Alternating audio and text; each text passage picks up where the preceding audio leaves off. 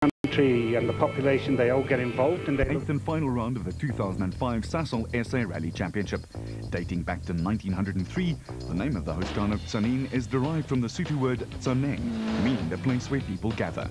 With 5 championships still up for grabs, including the overall and production car titles, 54 rally teams gathered in Tzaneen for what was said to be 2 days of hard-fought rally action.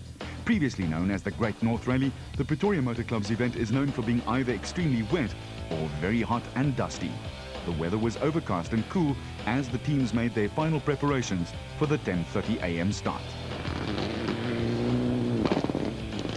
Enzo Keen and Guy Hodgson took the The roads are very, very narrow, and obviously there's lots of places with rocks and ditches close to the area where you're driving. So one's got to be very careful of the small crocodiles on the sides.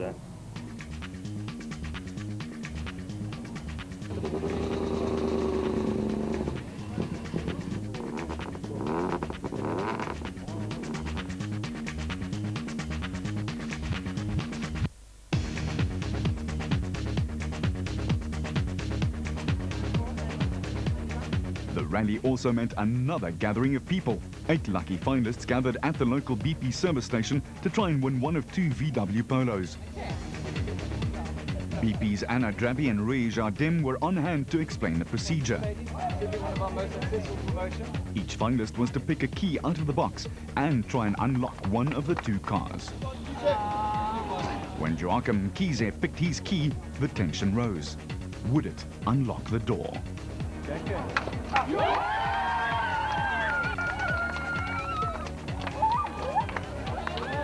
Hailing from Durban, he had submitted over 1,000 entries to make his dream of owning a Polo come true.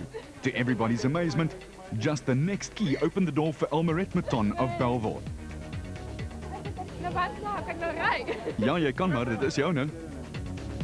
Okay, and I had to open the door, and then when I opened the door, it's just blank. I don't know, and I just started crying, so yes. Congratulations to both winners and happy motoring.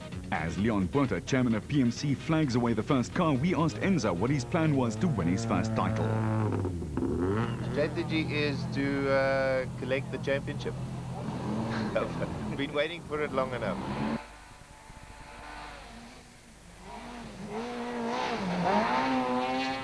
Damso and Paisley borrowed Etienne Lawrence's total Toyota Ronex for his crack at victory. I like to go quite hard, especially the first few stages, to see where I'm going to slot in.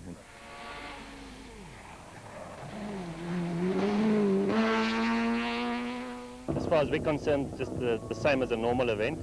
We'll approach it accordingly and go out, do our best, and if it works out, it works out. Tension was mounting as the teams headed off for the first stage. The PMC Tzaneen Rally takes in 215 k's of high-speed forest racing split into 14 stages, 6 on Friday and 8 on Saturday.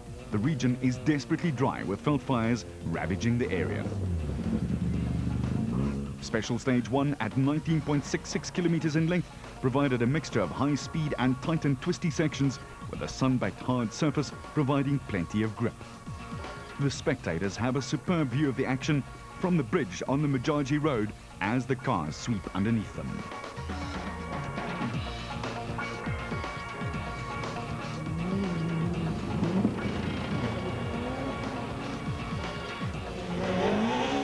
Jan Habig and Douglas Judd laid down their marker, taking the win by 2 seconds. Habig has 4 championships to his name and Judd has 5. They would both like to add to their score, having last been crowned the best of the best in 2002. And remember, whichever of the Volkswagen boys wins the rally, wins the championship.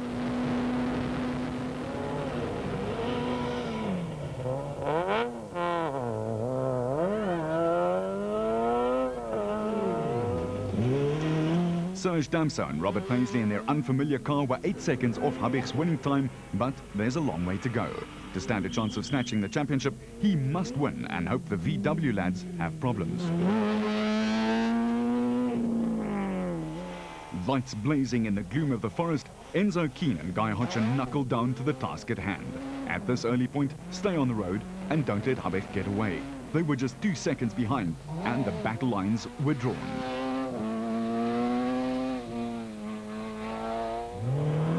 Etienne Lawrence and Andre Vermeulen were reunited with their rally-winning Class A 17 Total Toyota Corolla. The Centurion driver immediately right on the pace.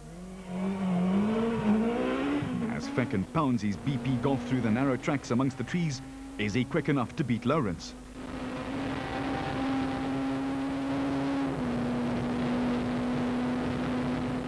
Yes, he is up 5 seconds on the intruding Etienne. Lawrence could very well interfere in Fecken's well-set championship plans. Fecken needs to finish no lower than second in class.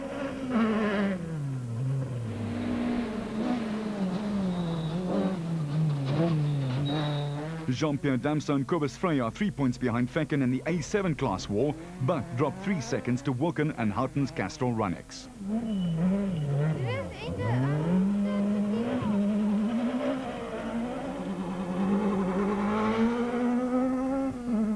I think from the word go, it's going to be a hell of a rally.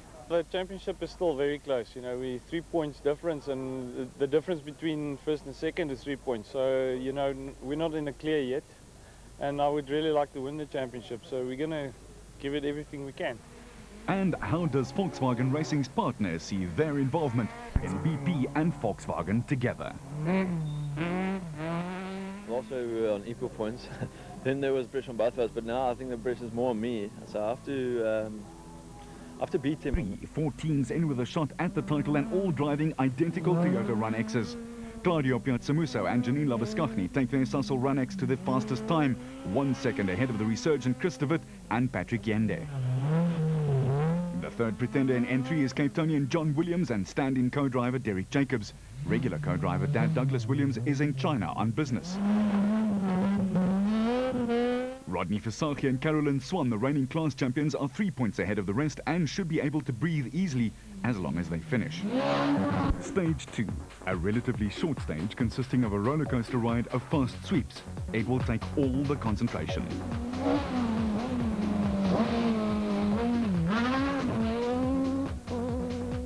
And spectators settle in for the entertainment and spectacle with all the comforts of home. The only thing missing is Supersport on DSTV. Enzo has a puncture and drops 7 seconds to surge.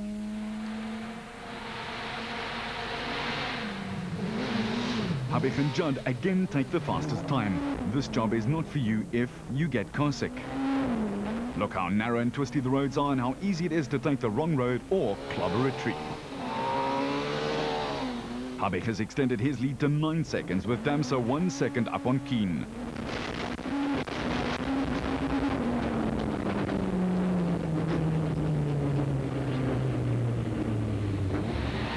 Johnny Gemmel and Marty Olivier are the favourites to win the production car championship in their L&J plant Sasol Mitsubishi Evo 7. Gemmel has won the N4 championship already after 3 straight wins and wants the production car title as well. Going into the Tzaneen event, they have a 13-point lead over Nicholas Ryan and Skalk van Heerden's Bozel Subaru Impreza. Gemmel last won the production car title in 01 and won this event outright in the same year. Richard Bem and Graham Hooper are going well in the early stages. Regular co-driver Grant Sinclair stepped down after aggravating a back injury and has retired from active competition. Visser Du Plessis and Christoph Snyders are battling with a misfiring engine in their Metmeister Sasol Delight Subaru Impreza. The Pretoria gem dealer has had a season of mixed fortunes, but hopes to end it on a high note.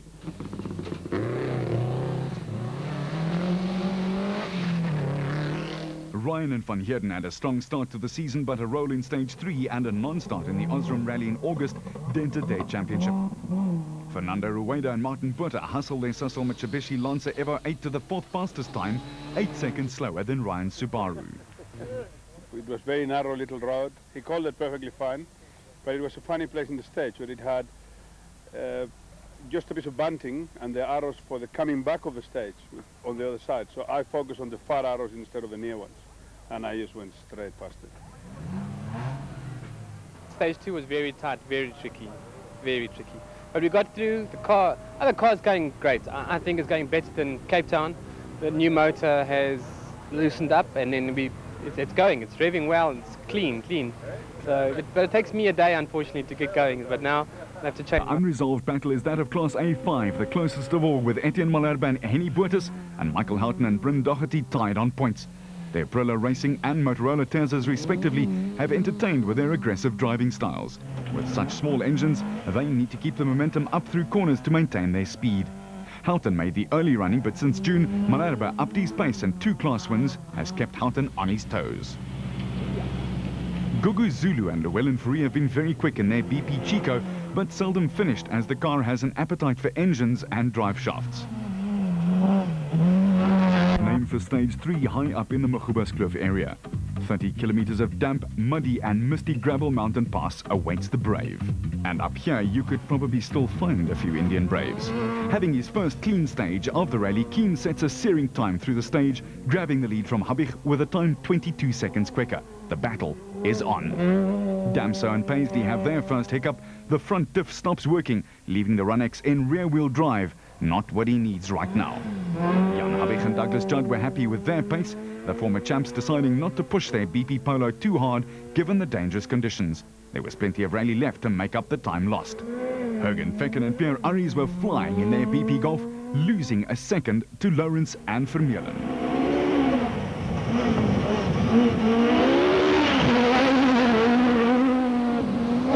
They in turn caught everyone off guard. Out of a front-wheel drive car for a year, they were not expected to be this quick.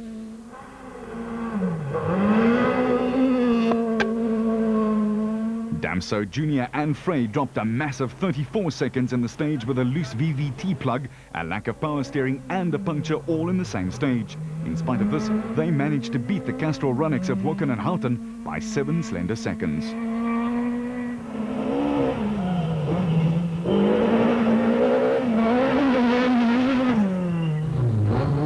Woken was anxious to finish this event and drove accordingly, but the mist had its effect as it winds its way down the road. The former track racer has taken to rallying like a duck to water and has won back-to-back regional championships in his short rallying career.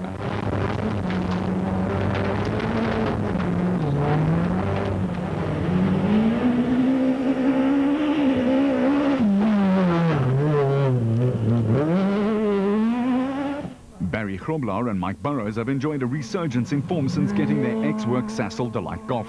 After 3 stages, Fecken has grabbed the class lead and Etienne is taking points away from JP.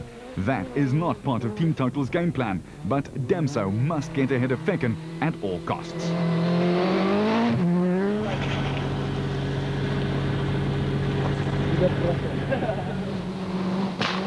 Sali de Toy and Gert van Rensburg are having their drive of their careers and their president panel beater Subaru Impreza. Driving with confidence, a 21-year-old is in 5th place in Class N4. Anton Vandenberg and Tanya Hubert are competing in their first national rally, driving their smart cover Impreza cautiously to gain experience and keep the supercar on the straight and narrow.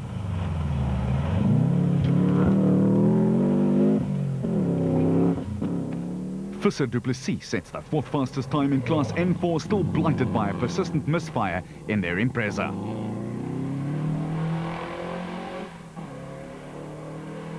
The Class N3 battle raged on. Piazza Musso still makes the running, and the others hanging on. De Wit, the best of the rest. Area which was ravaged by a bushfire the day before the rally started. Undulating fast roads with a tight and tricky section, the rally was taking a heavy toll already. Just 36 cars starting the 11.3k stage.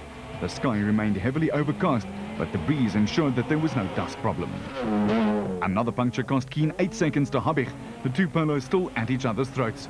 With his lead cut back to just 4 seconds, the pressure was back on the younger driver, still trying to claim his first championship. Damso battled on with his rear-wheel drive car. It still took some time getting used to seeing the multiple champions in a red and silver car instead of a white, green and red one. He dropped 1 second to Keen in the stage. With a third of the stage mileage already under their belts, Keen led by 4 seconds from Yanni, with Serge another 37 seconds back, dropping more time by the kilometer.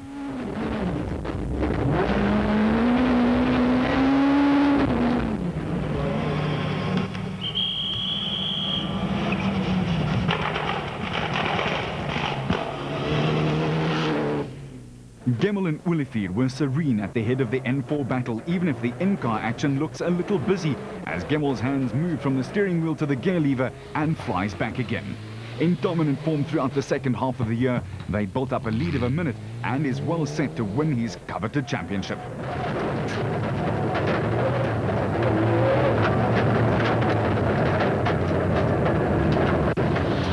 Fernando Rueda and Martin Botha were hanging on best of the rest. Poor Botha was suffering from car sickness, which was not helping their cause.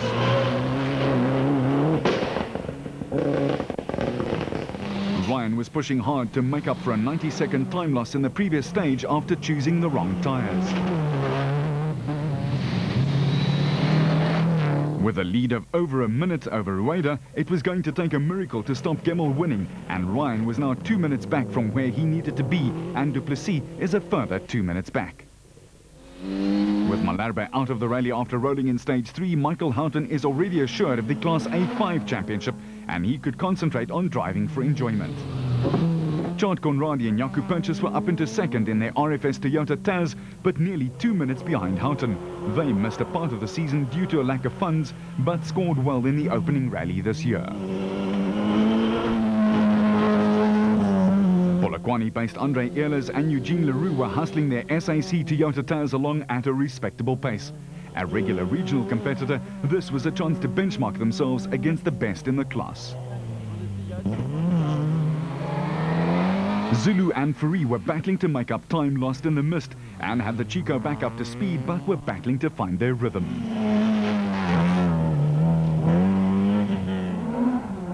The war in A7 was boiling away merrily, Lawrence snatching the lead from Fecken with a great drive. He added another 6 seconds, but JP conversely dropped yet more time.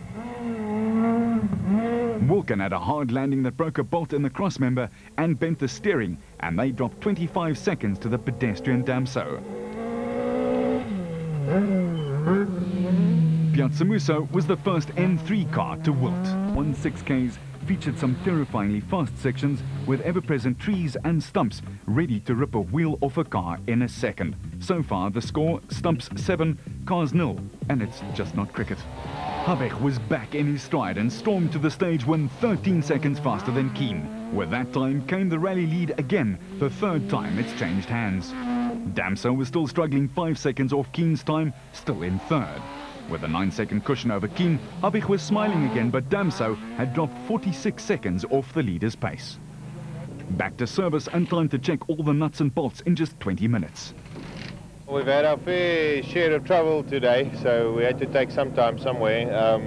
Running first on the road, we seem to be sweeping and hitting all the big rocks. I've had 2 punctures, I had to change them. And we found some locals in the road collecting wood with their bucky. So we have had a few mishaps today. We had a clean stage in stage 3, made up some time, but had a puncture after that again. So we're close, we're within fighting distance.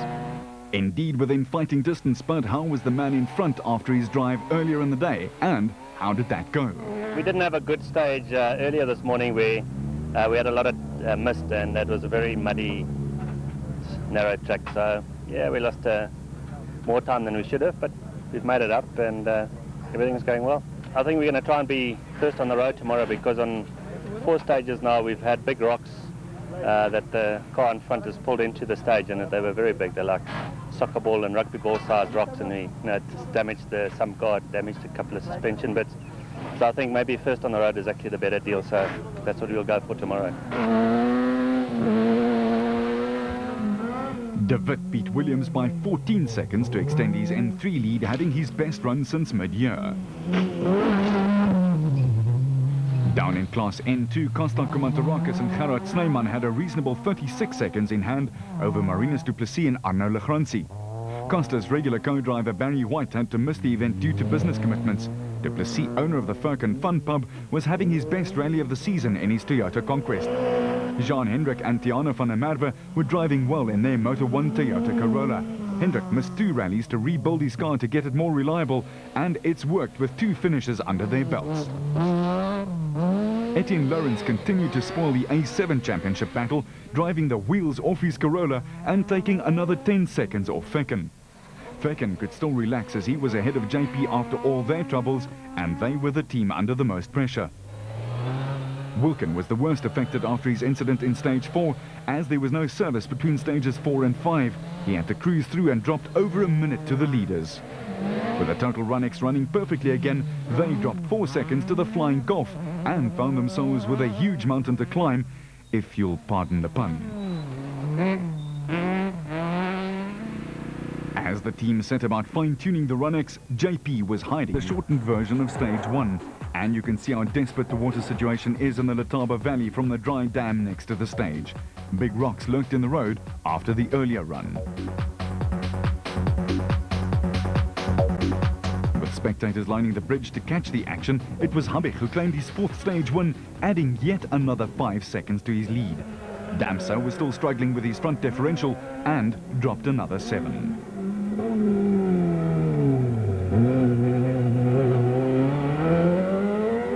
Keen was trying as hard as he possibly could as he throws the car through the corners, but it wasn't quick enough.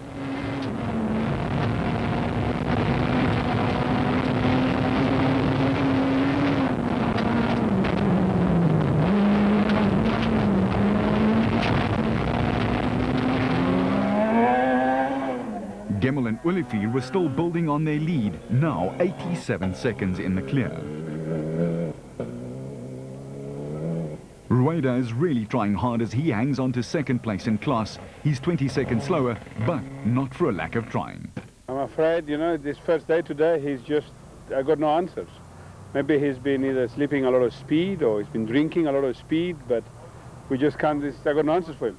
We're trying everything we can try, and it's just, every stage is taking a few more and a few more. I mean, we haven't been able to take any back at all.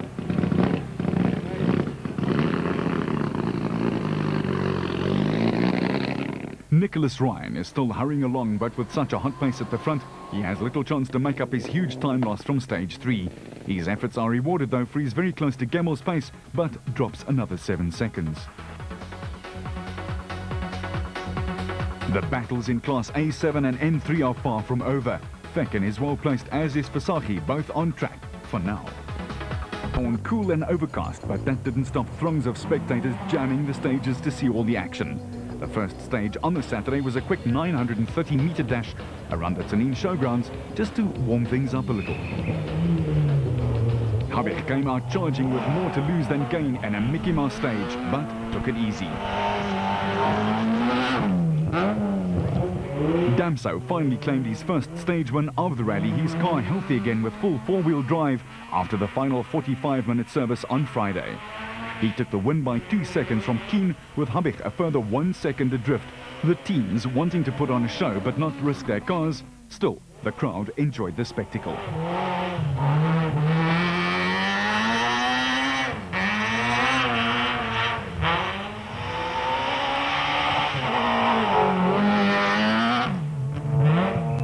Who would want to be a team manager at VW? 2 cars chasing each other hard was potentially a recipe. Should the two of them be going into the last stage separated by seconds, then of course it's very clear they both have to come out at the other side. No team orders, but for BPVW a great scenario to be in. It's been one of those great seasons. I mean, it's really going down to the wire on this one, and I think it's a rally car in a rally. That's happening, and that's clear.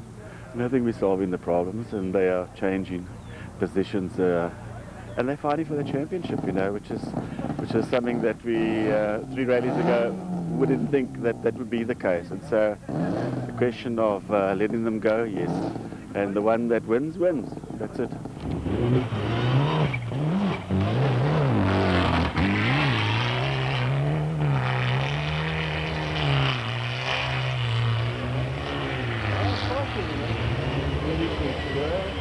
Just 6 cars remained in Class N4. Gemmel was already in cruise mode with a healthy 90-second lead over Rueda, but Ryan had a game plan to at least get into 2nd spot.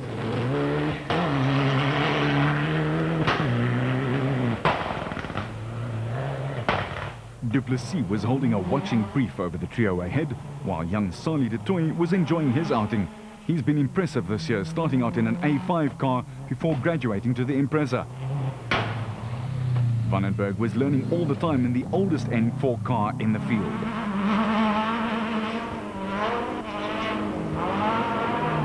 The powerful front-wheel drive cars are prone to breaking drive shafts, so there were no heroics in the short opening salvo in Tzaneen. Ficken showed he has the pace, while Barry Grobler was up and claimed the second fastest time from Damso and Lawrence. With a long day ahead, the real question was, could Damso get ahead of Ficken? If he could close down his 50-second deficit, he knew Lawrence would back off and let him through.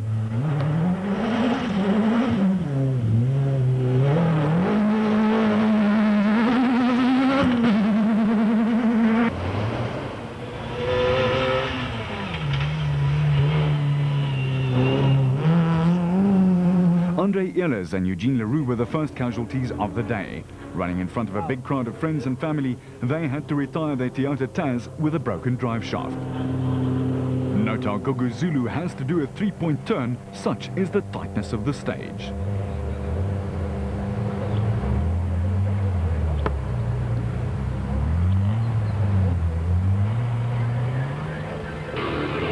With beautiful vistas over the surrounding hills, Stage 8 was the serious start to the day's activities.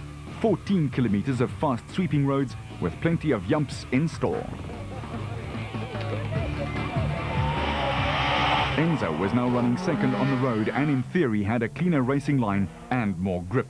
He put that theory to good use, charging through the stage in just 11 minutes and 24 seconds. Damso was back up to speed as well, running at Habich's pace.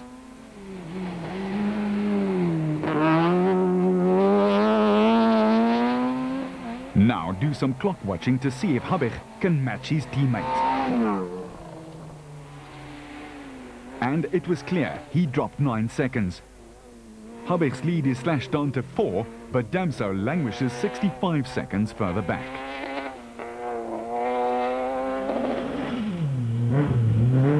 With Chris de Wit and Patrick Yende still holding sway at the head of the N3 field, it was do or die time for John Williams. De Wit knew as long as he stayed in the lead, he was helping Visagie to win his championship, as it prevented Williams from gaining an extra 3 points.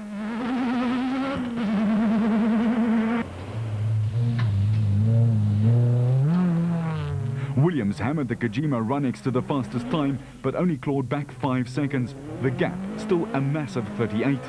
These cars are so equal that it's almost impossible to make up such a big time loss.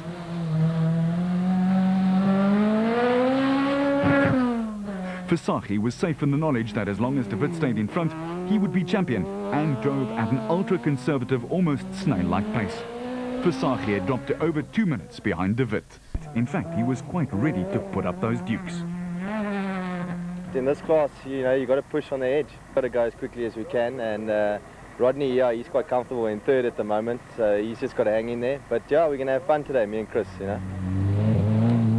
With just 2 runners remaining in Class N2, Marinus du Plessis and Arno Logranzi were heading to their maiden class win, while Jean-Hendrik and Tiana van der Merwe were looking forward to their first ever national trophy. Kumantarakis retired with a broken crown wheel and pinion. Michael Houghton continued unabated in the lead of Class A5. The Motorola Taz humming along very nicely, thank you very much. Chad Conradi and Jaco Purchase were also still running well.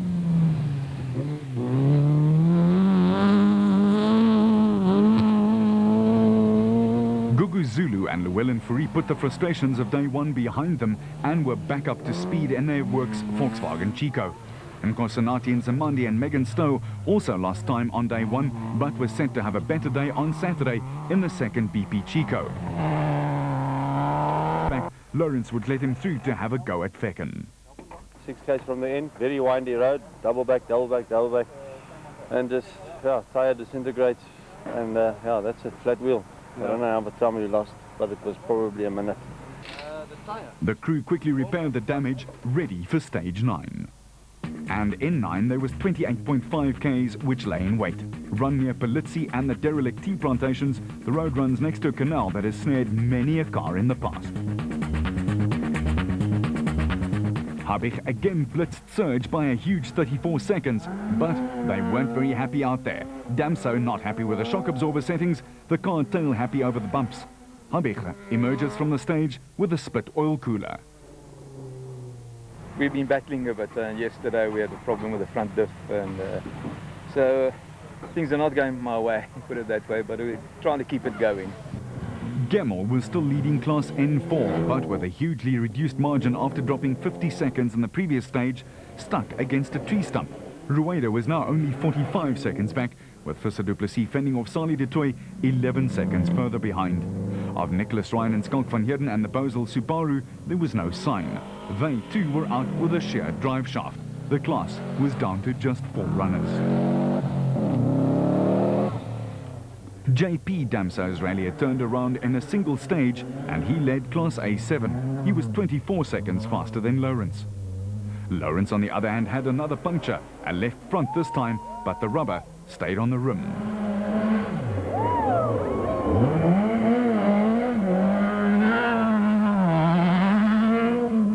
Fecken is 25 seconds slower. The golf sounds distinctly sick, and Fecken is hemorrhaging time at a rate of a second per K.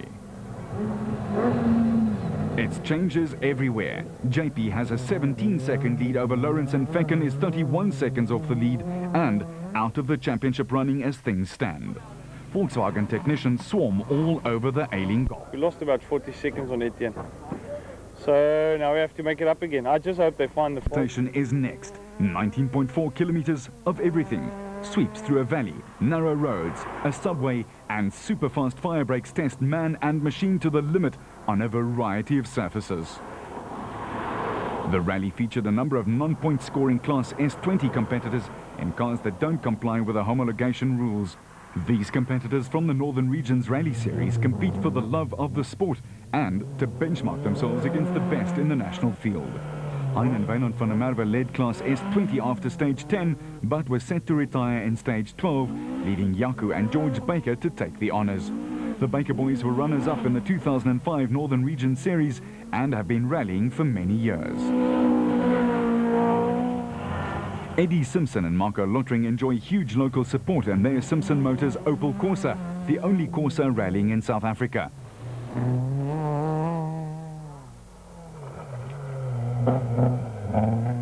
The Escort Mark I of Ashley and Les Mackenzie also was forced to retire.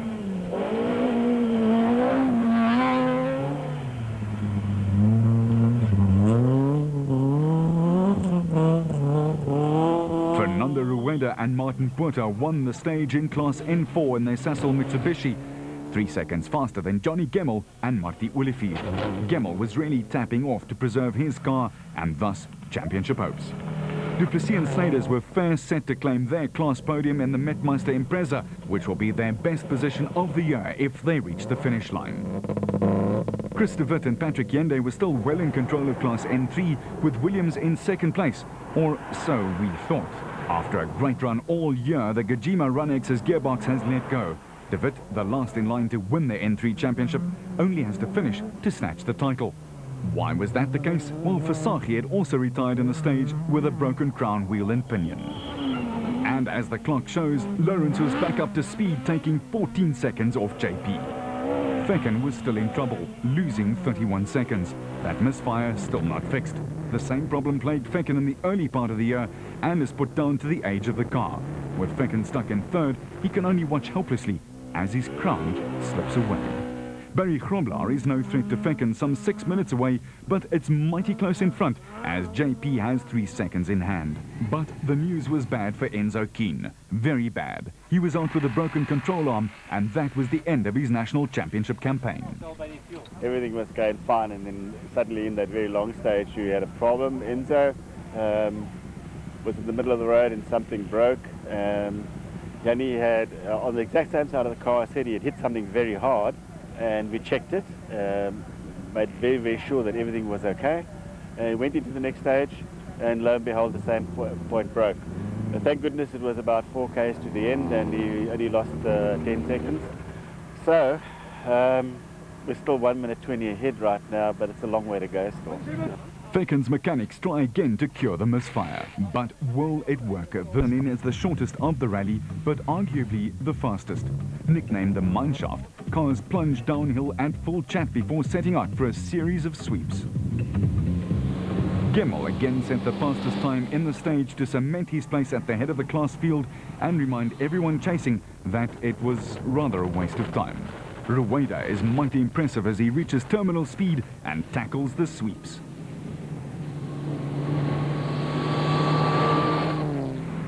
Visser is next up and also looks just as good. It's rare to see a rally car driven at these speeds. Johnny has opened up his gap to Fernando again while the two Subarus are minutes behind. But with such a high attrition rate, just being in the rally is a small victory. As the race of attrition grinds on in the lower classes, Marinus du Plessis is over 10 minutes ahead of Hendrik and Van der Merwe. Wilkin took the fastest A7 time in stage 11, 4 seconds quicker than JP. Feken was 4th quickest, but what of Lawrence? He parked his Corolla in a hole around the dumping ground after going off the road. The ground gave way under the car, and that was a trashy way to end a great drive, Etienne. Houghton was driving to survive the rally with Zulu minutes behind and Nsamandi further back, the only 3 cars left in that class.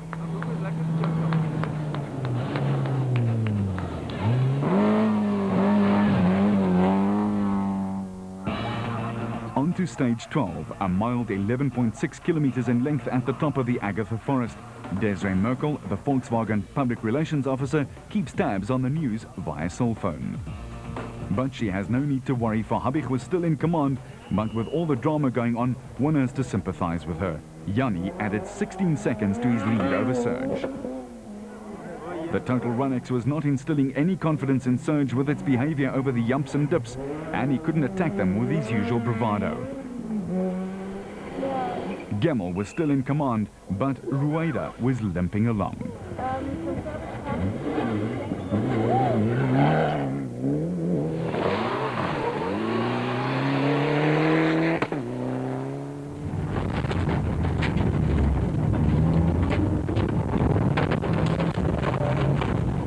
Take a good hard look at the front of the car. It's positively destroyed. Another puncture and flailing rubber at speed did the damage, smashing the oil cooler. And could he make it back to service? We made it all the way back to 3rd. I'm sure you guys were aware of that. We even took some time off Johnny enough to actually be leading Group N, and 9 Ks to go. On a 12K stage we decided to drive out. We had a puncture on the right front and we thought we'll drive it out, which we did quite successfully. But as the tire deteriorates and it destroys itself, this permanent knocking actually damaged the oil cooler. So we managed to get out of the stage, we changed the tire, and we were on the way to the service park when everything exploded. The oil cooler exploded and all the oil went on the floor. No oil, no go. Indeed, JP's Toyota has lost 3rd gear and he was nervously hoping it would hold out. Class A7 has turned into the survival of the walking wounded. Feken continued to sputter through the stages, getting slower as the day wore on. He must have cursed his bad luck, but to his credit, he never gave up. Barry Grobler was up into the class podium position and mightily pleased with it after his earlier clutch problems. Another late retirement was Charles Wilkin and Robin Houghton. Their gearbox was playing up and they called it a day. Meanwhile, Lawrence tries to clear out the rubbish. It was a very bad instruction. We took a wrong turn in the rubbish dump there, and we were going between the heaps, and the next moment I said, well, let's go back to the road where we went wrong, and was doing 3 k's an hour, and we turned around, and the next moment it just fell into a hole. That was it. I mean, they grabbed the gravel over the rubbish, and it was so soft. I got out the car like 3 foot into the dirt. Rallying is a terrible game. Like Peter Solberg, he reckons he's going to win the rally. The next moment he's off the road and out of it, you know. So one can't decide for yourself. With this race of attrition, would JP stay?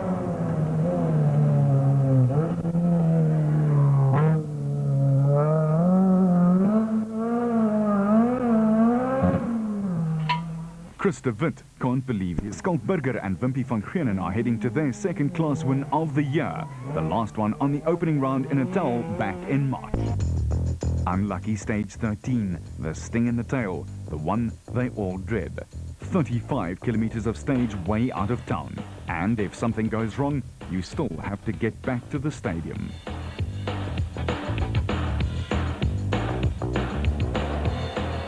Habich is driving conservatively now. He knows the stage is legend. Conservative or not, he takes yet another 28 seconds off Serge to leave the 10 times champ over 2 minutes back. Serge looks cautious over the jumps and yumps, and he will be mindful of his accident in Cape Town last month. The road snakes around the mountain in a dizzy series of sweeps.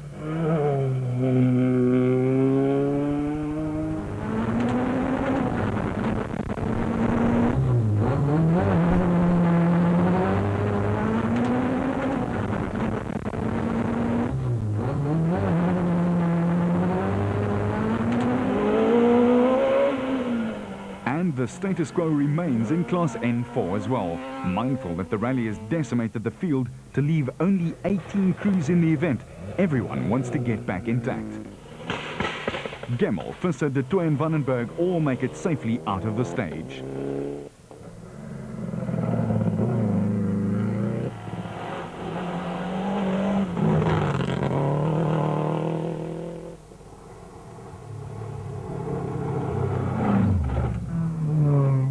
Because of the highly contagious gearbox failure disease in Class N3, De Wit hopes his gearbox is strong enough to make it to the end. Both N2 cars make it through unscathed, Du Plessis quicker than Hendrik. Despite being down on power engine, Hagen wins the stage from Grobelaar by 20 seconds. JP loses 7 minutes in the stage as fourth gear breaks as well, and a drive shaft failure too. The sting in the tail was alive and well and living in the Agatha forest. Fecken was back in the lead, and if he could make it through the last short stage, would be crowned king of Class A7. JP held on to second, but Barry was now closing in. Everyone who made it out of the 35k monster stage also got through the rerun of the Tzaneen Showgrounds without any further drama. After 2 hard days and 250 kilometers of stages, 54 cars started and only 18 crossed the finish line in one piece. Work it out. That's just 30%.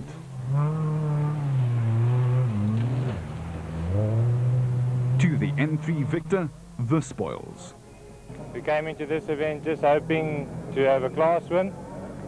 We were 8 points behind, lying in 4th in class, and we were leading our class early yesterday. Then Claudia was leading, then we were back in the lead, and next minute the competition disappeared, and we were happy to cruise home.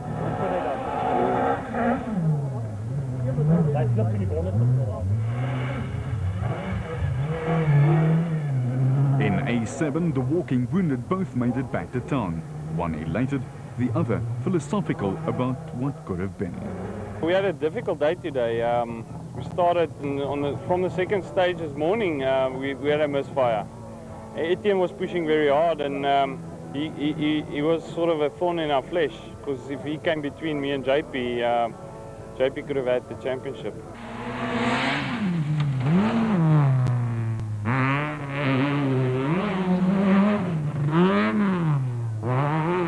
Damso and Habig completed the stage, the outgoing champion handing over his reins to Jannie, a popular winner.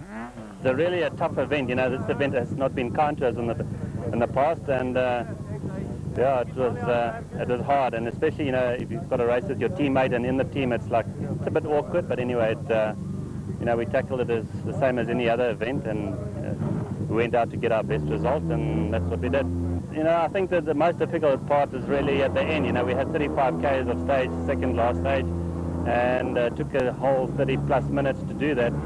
So that was actually the worst as far as we were concerned.